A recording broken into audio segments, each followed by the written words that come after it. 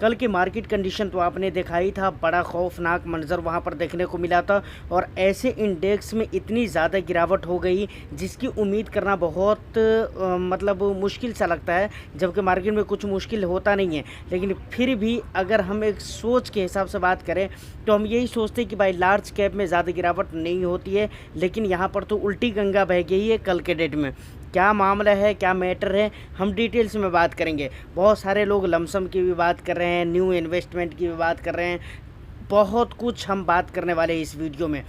बिल्कुल ही अस्थिर से, बिल्कुल इत्मीनान से आप इस वीडियो को देखिए। इन्फॉर्मेशन बिल्कुल करेक्ट और पूरी आपको मिलने वाली है। और वीडियो को एक लाइक ज़रूर कर दीजिए, शेयर कर दीजिए। चैनल को अगर अभी तक सब्सक्राइब नहीं किया है तो चैनल को भी ज़रूर सब्सक्राइब कर लीजिए।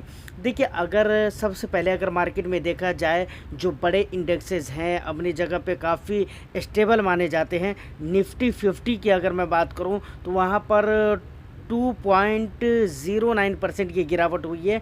उसके बाद सेंसेक्स की अगर बात की जाए तो 2.23% की गिरावट हुई है। वहीं पर अगर बैंक निफ्टी बैंक की अगर बात की जाए तो वहाँ पर 4% से ऊपर की गिरावट देखने को मिली है। तो यहाँ पर कहा जा सकता है कि निफ्टी बैंक में बहुत ही भारी गिरावट देखने को मिली है। लेकिन मुद्दा ये नहीं है, मुद्दा ये है कि आखिर निफ्टी बैंक में गिरावट क्यों हुई है। इसका सीधा रीज़न, ज़्यादा मैं डीप में नहीं जाऊंगा, मैं ऐसी बात करूंगा जिससे आप अगर कल मार्केट में इंटर करें फिर भी आपको बात समझ में आ जाएगी। आप ये समझ लीजिए रिज़ल्ट मार्केट में गिरावट क्यों हुई है, ख़ास तौर से निफ्टी बैंक में। इसका सबसे बड़ा रीज़न है क्या, HDFC बैंक।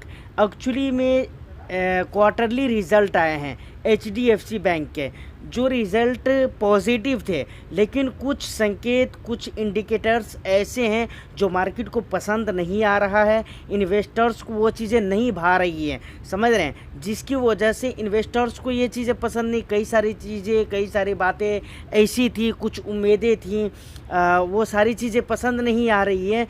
तो इसलिए मार्केट का रिज़ल्ट, आप ख़ास तौर से ये कह लीजिए कि HDFC बैंक का जो क्वार्टरली रिज़ल्ट आया है वो मार्केट को, इन्वेस्टर्स को इतना ज़्यादा पसंद नहीं आया है। बस आप इस बात को याद रखें, ज़्यादा डीप में जाने की ज़रूरत नहीं है, जिसकी वजह से मार्केट में इतनी बड़ी गिरावट हुई है।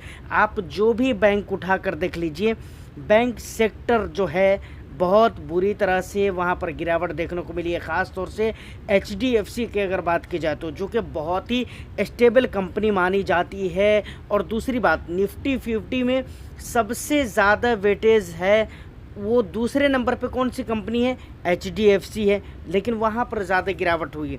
अब सब में गिरावट होने की रीज़न क्या है, रीज़न ये है कि देखिए, किसी भी इंडेक्स में जब बड़ी कंपनी में ही गिरावट होने लगे तो उसके नीचे वाली कंपनी में तो गिरावट होनी ही होनी है, क्योंकि लोग वहाँ पर बिकवाली शुरू कर देते हैं। जब बड़ों पर से भरोसा उठ जाता है, स्टॉक है भाई, कुछ भी हो सकता है, बड़ों पर से भरोसा उठा तो छोटी छोटी जगहों से भी पैसे उठने लगते हैं। और यही कारण है, यही रीज़न है कि वहाँ पर बहुत ही ज़्यादा बिकवाली देखने को मिली थी कल के डेट में, और जिसकी वजह से मार्केट में बहुत बड़ा भौचाल मचा हुआ था।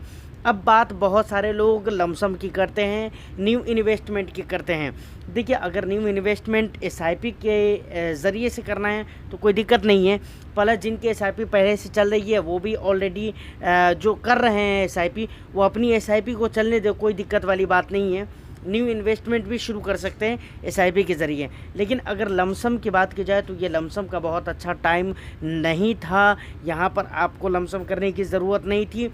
एक बात और भी मैं आपको बताता हूँ, मैंने रीज़न क्या बताया, क्वार्टरली रिज़ल्ट आया जिसकी वजह से रिज़ल्ट अच्छे नहीं, मतलब रिज़ल्ट तो पॉजिटिव थे, लेकिन फिर भी कुछ चीज़ें ऐसी थी उस रिज़ल्ट में जिसकी वजह से वहाँ पर गिरावट देखने को मिली, बिकवाली होने लगी। देखिए, जब जब मार्केट में रिज़ल्ट आते हैं ना, तो आप इस बात को याद रखिएगा, ये कोई बहुत बड़ी बात नहीं है और ये होता रहता है मार्केट में। जब जब क्वार्टरली रिज़ल्ट आएगा, ईयरली रिज़ल्ट आएगा या कोई भी रिज़ल्ट आएगा तो वहाँ पर थोड़ा सा प्रॉब्लम देखने को मिलता है। उन जगहों पे प्रॉब्लम आपको, उन स्टॉक्स में आपको प्रॉब्लम देखने को मिलेंगे जहाँ पर जिस स्टॉक्स की कंडीशंस अच्छे नहीं रहे हों वहाँ पर हालत ख़राब दिखती है, और जहाँ पर कंडीशन अच्छे रहते हैं वहाँ पर रिज़ल्ट के बाद और भी ज़्यादा अच्छे कंडीशन बनने लगते हैं, सिचुएशन और भी अच्छे होने लगते हैं। तो ये मार्केट का नियम है भाई, ये तो होता रहता है और होता रहेगा, तो यहाँ पर टेंशन लेने वाली बात नहीं है। अब बात आती है कि लमसम की, तो मैंने कह दिया कि लमसम अभी करने की ज़रूरत नहीं है और मार्केट के लिए ये इतना अच्छा टाइम नहीं था, लमसम करने का इतना बेस्ट टाइम नहीं था, क्योंकि कल के डेट में गिरावट हुई है, जबकि गिरावट भारी है अपनी जगह पे, मैं इसी इनकार नहीं करता हूँ, लेकिन ये कुछ टाइम में मैनेज हो जाएगा, क्योंकि ओवरऑल मार्केट को अगर देखा जाए तो अभी मार्केट में रैली चल रही है और ये रैली सलामत रहेगी। ये रिज़ल्ट की वजह से गिरावट हुई है। अब देखिए थोड़ा अगर ग्लोबल मार्केट को अगर आप देखने की कोशिश करेंगे तो नैस्डैक हो गया, डो जोनस हो गया, उसके बाद और भी कई सारे आप यूएस मतलब यूएस के जो भी इंडेक्सेस हैं उनको जब आप देखने की कोशिश करेंगे तो परसों भी उनकी हालत अच्छी नहीं थी, कल के डेट में भी उनकी हालत नहीं थी।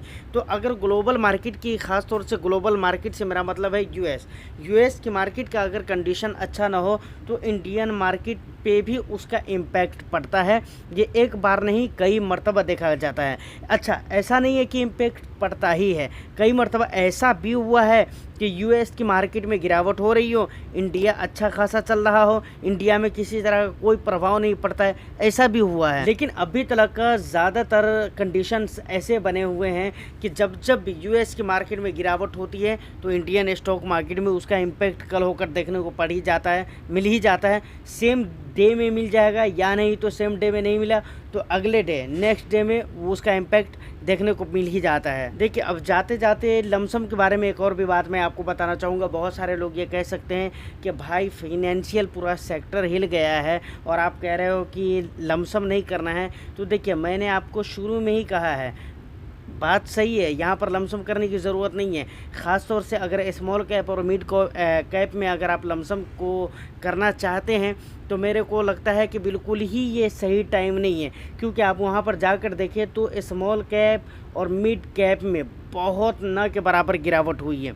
जो भी गिरावट हो रखी है वो लार्ज कैप इंडेक्स में ही गिरावट आपको दिख रहे हैं, बल्कि अगर स्मॉल कैप और वहीं पर मिड कैप भी साथ में ले लीजिए, दोनों इंडेक्स में बहुत ना के बराबर गिरावट है। हाँ, ऐसी गिरावट अगर आपको देखने को मिलती है तो आप अगर एग्जिस्टिंग फंड में जहाँ पर आपके SIPs वगैरह चल रहे हों वहाँ पर कुछ पैसे अगर आप ऐड करना चाहते हो तो कर सकते हैं, कोई दिक्कत वाली बात नहीं है। लेकिन न्यू इन्वेस्टमेंट लमसम के रूप में मैं इसको अभी बिल्कुल ही सही नहीं समझूंगा। तो फाइनली आज के इस वीडियो में इतना ही। उम्मीद करता हूँ कि वीडियो आपको अच्छी लगी हो। वीडियो अगर अच्छी लगी है तो एक लाइक कर दीजिए, शेयर कर दीजिए, चैनल को सब्सक्राइब कर लीजिए। मैं फिर मिलता हूँ किसी नेक्स्ट वीडियो में, जब तक के लिए all the best. Thank you for watching.